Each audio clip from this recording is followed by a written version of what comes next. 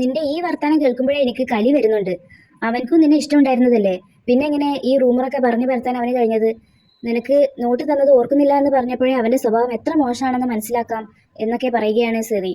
ദോങ്ജിൻ കണ്ടുപിടിച്ച സിദ്ധാന്തങ്ങളൊന്നും അവനെ ബാധിച്ചിട്ടില്ലല്ലോ എന്ന് ഓർത്ത സിറി, ഒരു മിനിറ്റ്, എനിക്കൊരു കാര്യം അറിയണമെന്നുണ്ട്. ഞാൻ ചോദിക്കുന്നതിനൊക്കെ നിനക്ക് ഓർമ്മയുള്ളതുപോലെ മറുപടി താ. നിങ്ങളുടെ ചർച്ച് വലിയ റൂഫ് ടോപ്പൊക്കെയുള്ള വലിയ പള്ളിയായിരുന്നു. നിങ്ങൾ എത്ര നേരം ഒരേ സമയം പള്ളിയിലുണ്ടായിരുന്നു?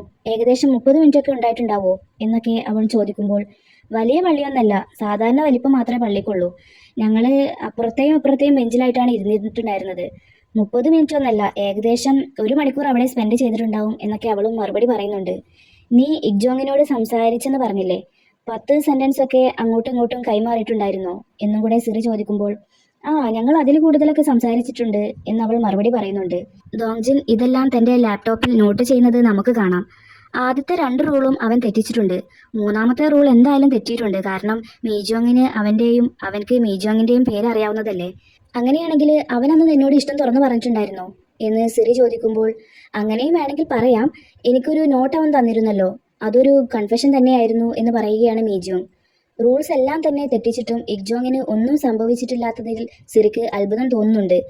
അവൻ ശരിക്കും മരിക്കേണ്ടതല്ലേ? പിന്നെന്താ ഇങ്ങനെ സംഭവിച്ചത് എന്നാണ് സിറി അപ്പോൾ ചിന്തിക്കുന്നത്. കിട്ടിയ ഡാറ്റ അനലൈസ് ചെയ്തപ്പോൾ അതേ ഒരു ചോദ്യം തന്നെയാണ് ദോങ്ജിന്റെ മനസ്സിലും വന്നിട്ടുള്ളത്. പെട്ടെന്ന് എന്തോ ഓർത്ത് ദോങ്ജിൻ ഹോസ്പിറ്റലിൽ നിന്ന് വേഗം തന്നെ തന്റെ ഫ്ലാറ്റിലേക്ക് പോകുന്നുണ്ട്. എന്നിട്ട് ധൃതിയിൽ എന്തോ തിരയുകയാണ്. ബുക്കുകൾക്കിടയിൽ നിന്ന് ഇഗ്ജോങ് കൊടുത്ത ആ ഒരു നോട്ട്ബുക്ക് അവന് കിട്ടുന്നുണ്ട്. അതിലെല്ലാ പേജും മറിച്ചു നോക്കിയിട്ട് എന്തോ ഒന്ന് കണ്ടെത്തിയതായി ദോങ്ജിന്റെ മുഖഭാവത്തിൽ നിന്ന് നമുക്ക് മനസ്സിലാക്കാം. ഇഗ്ജോങ്ങിനെ കാണാനായി ദോങ്ജിൻ അവന്റെ ഓഫീസിലേക്ക് പോയിട്ടുള്ളതാണ് അടുത്ത സീനിൽ കാണിക്കുന്നത്.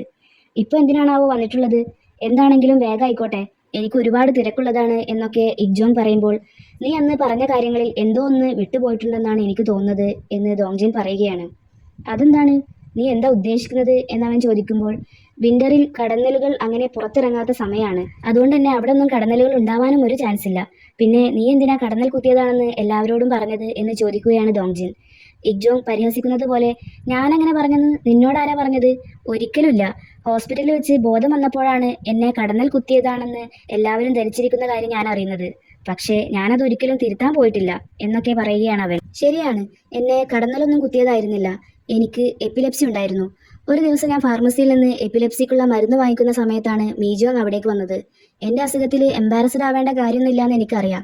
പക്ഷേ ആ ഒരു സമയത്ത് ഞാൻ ഭയങ്കര ഇൻസെക്യൂർഡ് ആയിരുന്നു. അതുകൊണ്ട് തന്നെ എപ്പിലെപ്സിക്ക് മരുന്ന് കഴിക്കുന്ന കാര്യം ഞാൻ ആരോടും തന്നെ പറഞ്ഞിട്ടില്ലായിരുന്നു. സത്യം പറയുകയാണെങ്കിൽ എൻ്റെ കണ്ടീഷനെ കുറിച്ച് ഒരിക്കലും അറിയരുതെന്ന് ഞാൻ ആഗ്രഹിച്ചിരുന്ന ആള് തന്നെയാണ് അതൊക്കെ കണ്ടതും കേട്ടതും. അതുകൊണ്ട് തന്നെ ഞാൻ കൂടുതലൊന്നും പറയാൻ നിൽക്കാതെ അവിടെ നിന്ന് ഓടുകയാണെന്ന് ചെയ്തത് എന്നൊക്കെ പറയുകയാണ് ഇഗ്ജോങ്.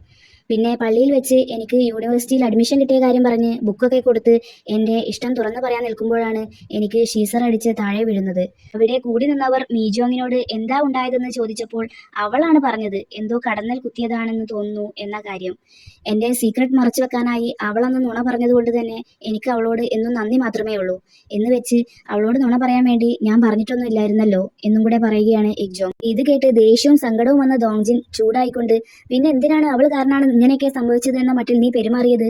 നിന്റെ രോഗാവസ്ഥ മറച്ചു വെക്കാൻ വേണ്ടിയല്ലേ അവളെ നീ ബലിയർപ്പിച്ചത്? കോളേജിലുള്ള സമയത്ത് നീയാണ് അവളെ പറ്റിയുള്ള റൂമറൊക്കെ പറഞ്ഞു പരത്തിയതെന്ന് ഞാനും കേട്ടല്ലോ. ആ ഒരു റൂമർ അവളെ എത്രമാത്രം വേദനിപ്പിച്ചെന്ന് നിനക്ക് വല്ല അറിവുണ്ടോ എന്നൊക്കെ ചോദിക്കുകയാണ് ദോങ്ജിൻ. എന്താ നീ ആ റൂമറിൽ വിശ്വസിക്കുന്നുണ്ടോ എന്നവൻ ചോദിക്കുമ്പോൾ, അത് വെറും ഒരു റൂമറാണെന്ന് നിനക്ക് തോന്നുന്നുണ്ടോ എന്ന് തിരിച്ചു ചോദിക്കുകയാണ് ദോങ്ജിൻ. ദോങ്ജിൻ എന്താ ഉദ്ദേശിച്ചതെന്ന് മനസ്സിലാവാത്തത് കൊണ്ട് തന്നെ, നീ എന്താ പറഞ്ഞു വരുന്നത് എന്ന് ചോദിക്കുകയാണ് ഇഗ്ജോങ്. അവൾ ശരിക്കും ഒരു വിച്ചാണ്. ഞാൻ കണ്ടെത്തിയ സിദ്ധാന്തങ്ങളും നിയമങ്ങളും അനുസരിച്ച് ഇടിമിന്നലേറ്റിട്ടാണെങ്കിലും മുങ്ങി മരിച്ചാണെങ്കിലും എന്തു തന്നെയാണെങ്കിലും നീ മരിക്കേണ്ടതായിരുന്നു. കാരണം എല്ലാ റൂളുകളും നീ തെറ്റിച്ചിട്ടുണ്ടായിരുന്നു. അവളുള്ള സ്പേസിൽ നീ കുറെ നേരം ഉണ്ടായിരുന്നു. അവളുമായി ലെങ്തി സംഭാഷണം നീ നടത്തിയിട്ടുണ്ട്. അവൾക്ക് നിന്റെ പേരറിയായിരുന്നു. കൂടാതെ നീ അവളോട് നിന്റെ ഫീലിങ്സും പറഞ്ഞിട്ടുണ്ടായിരുന്നു. അതൊക്കെ ചെയ്തിട്ടും നീ ഇപ്പോഴും ജീവിച്ചിരിപ്പുണ്ട്. അങ്ങനെ വരാൻ ഒരു വഴിയുമില്ല എന്നൊക്കെ പറയുമ്പോൾ, ഒരു മിനിറ്റ്, ഞാൻ അവളോട് എൻ്റെ ഫീലിങ്സ് തുറന്നു പറഞ്ഞെന്നോ? ഞാൻ എപ്പോഴാണ് അങ്ങനെ ചെയ്തത് എന്ന് ചോദിക്കുകയാണ് ഇഗ്ജോങ്.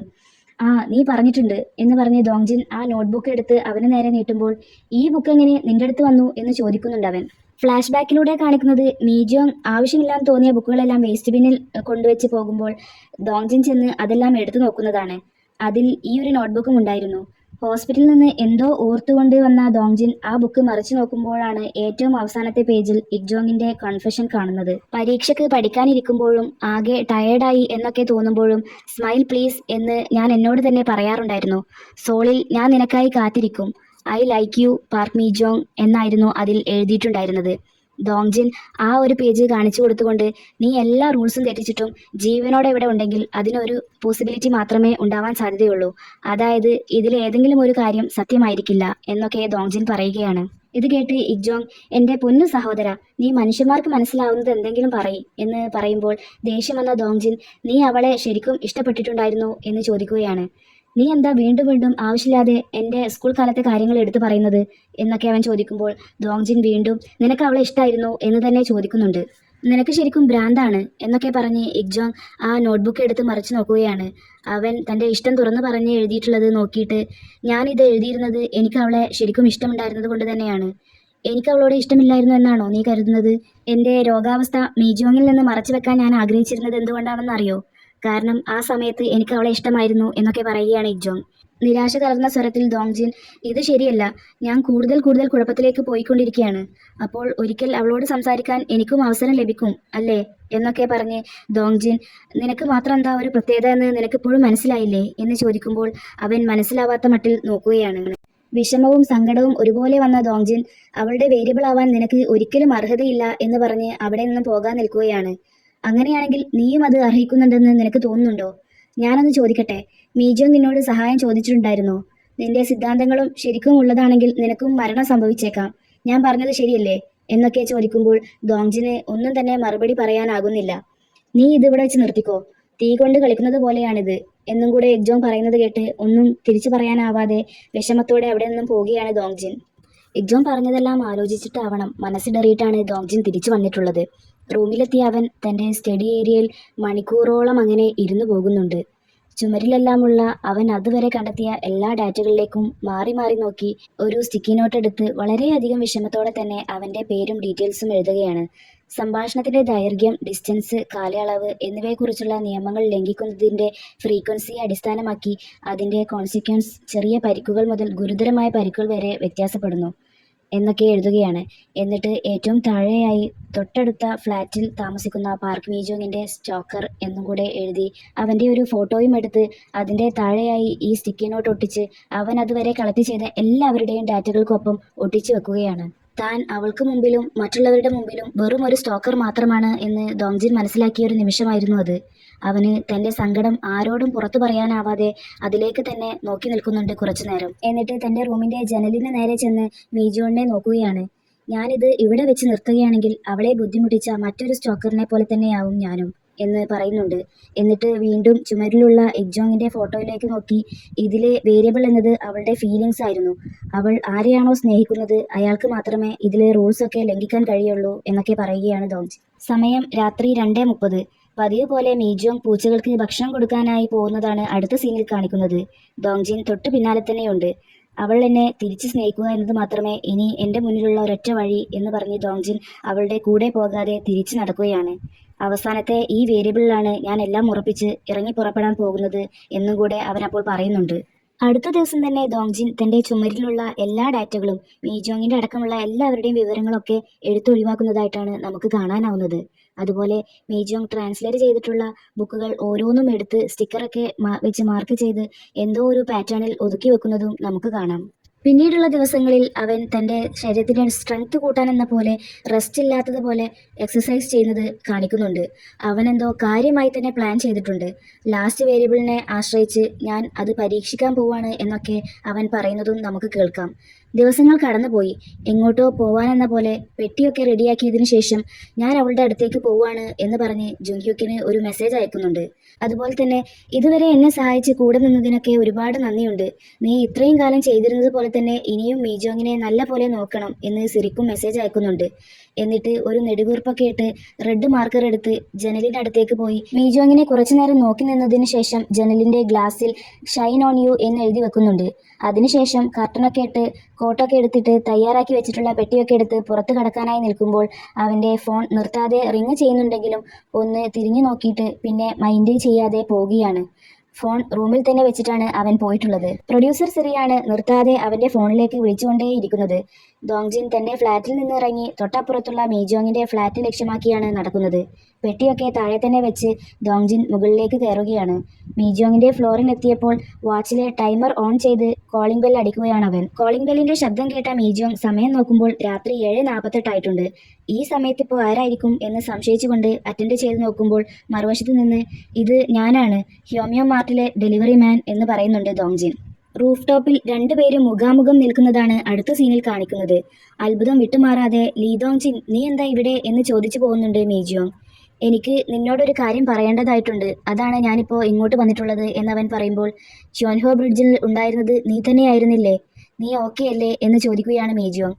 അവർ നടത്തുന്ന സംഭാഷണങ്ങളൊക്കെ കൃത്യമായി ദോങ്ജിൻ വിരലിലെണ്ണുന്നത് നമുക്ക് കാണാം.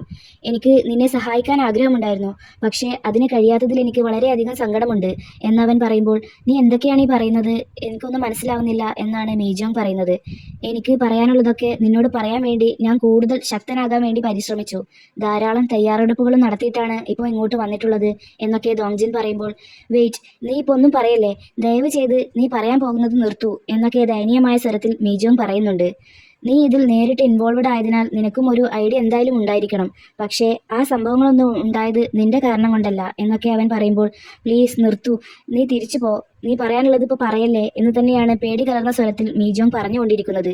"എനിക്ക് ഈ കാര്യങ്ങളൊക്കെ നിന്നോട് നേരിട്ട് വന്ന് പറയണമെന്ന് ആഗ്രഹമുണ്ടായിരുന്നു" എന്ന് പറഞ്ഞ് പോക്കറ്റിൽ നിന്ന് ഒരു ചെറിയ ബോക്സ് എടുത്ത് താഴെ വെച്ചുകൊണ്ട് തേബേക്കിലെ നിന്റെ ഫ്രണ്ട്സിന്റെ വക നിനക്കുള്ളൊരു ചെറിയ ഗിഫ്റ്റാണിത് എന്ന് പറയുകയാണ്. എന്താണ് മറുപടി പറയേണ്ടതെന്ന് അറിയാതെ ഭയം വിട്ടുമാറാതെ മീജോങ് നിൽക്കുന്നത് കണ്ട് "ഞാൻ എൻ്റെ ജീവൻ തന്നെ പണയപ്പെടുത്തി പറയാൻ ആഗ്രഹിക്കുന്ന ഒരു കാര്യം കൂടെയുണ്ട്, പക്ഷേ ഞാനത് ഇന്ന് പറയില്ല" എന്ന് പറഞ്ഞ് അവിടെ നിന്നും നടക്കാനൊരുങ്ങുകയാണ്. ഇപ്പോൾ അവന് സംഭാഷണം നടത്താവുന്ന 10 സെന്റൻസും പൂർത്തിയാക്കിയിട്ടുണ്ട്. പോകുന്നതിനിടക്ക് അവനൊന്ന് നിന്ന് തിരിഞ്ഞ് മീജോങ്ങിനെ നോക്കി "മീജോങ്ങാ, നീ എന്താണോ ചെയ്യാൻ ആഗ്രഹിച്ചത് എപ്പോഴും അത് തന്നെ ചെയ്തോളൂ. നീ അത് അർഹിക്കുന്നുണ്ട്, അതുകൊണ്ട് ഒരു കുഴപ്പവും ഉണ്ടാവില്ല. ഞാൻ സീരിയസ് ആയിട്ടാണ് പറയുന്നത്" എന്നും കൂടെ പറഞ്ഞ് ദോങ്ജിൻ അവിടെ നിന്നും പോവുകയാണ്. ദോങ്ജിന്റെ വാക്കുകൾ മീജോങ്ങിനെ ആശ്വാസനാക്കുന്നുണ്ടെങ്കിലും അവളുടെ കണ്ണിൽ നിന്നും കണ്ണുനീർ ധാരയായി ഒഴുകുന്നത് നമുക്ക് കാണാം. സ്റ്റെപ്സ് ഒക്കെ ഇറങ്ങിക്കൊണ്ടിരിക്കുന്ന ദോങ്ജിൻ "ഞാൻ വീണ്ടും 10 വാക്കുകളിൽ കൂടുതൽ സംസാരിച്ചല്ലോ" എന്ന് പറയുന്നുണ്ട്. താഴെ എത്തിയ അവൻ ടൈം നോക്കുമ്പോൾ 9:25 ആയിട്ടുള്ളൂ. "ഇനിയും എനിക്ക് ഒരുപാട് ദൂരം പോകേണ്ടതായിട്ടുണ്ട്" എന്ന് പറഞ്ഞിട്ടാണ് പെട്ടിയൊക്കെ എടുത്ത് ദോങ്ജിൻ മുന്നോട്ട് നടക്കുന്നത്. അപകട സൂചന കാണിക്കുന്നത് പോലെ വാഹനങ്ങളൊക്കെ ചീറിപ്പാഞ്ഞു വരുന്നുണ്ട്. കൺസ്ട്രക്ഷനൊക്കെ നടക്കുന്ന ഏരിയയും കാണിക്കുന്നുണ്ട്. അതുപോലെ സ്ട്രീറ്റ് ലൈറ്റിന് എന്തോ തകരാറുള്ളതായും നമുക്ക് കാണാം. സ്ട്രീറ്റ് ലൈറ്റിലേക്ക് നോക്കി "നിനക്കൊരു സിമ്പിൾ ആയിട്ടുള്ള പാറ്റേൺ മാത്രമേ ഉള്ളൂ എന്ന കാര്യം ഞാൻ പറഞ്ഞല്ലോ അല്ലേ" എന്ന് ചോദിക്കുന്നുണ്ട് അവൻ. എന്നിട്ട് ഒന്നും നോക്കാതെ മുന്നോട്ട് നടക്കുമ്പോഴാണ് പിന്നിൽ നിന്നൊരു ട്രക്ക് നിർത്താതെ ഹോണടിച്ച് വരുന്നത്. ഒരു ഞെട്ടലോടെ അവൻ തിരിഞ്ഞു നോക്കുന്നിടത്തു നിന്നാണ് ഈ ഒരു എപ്പിസോഡ് അവസാനിക്കുന്നത്.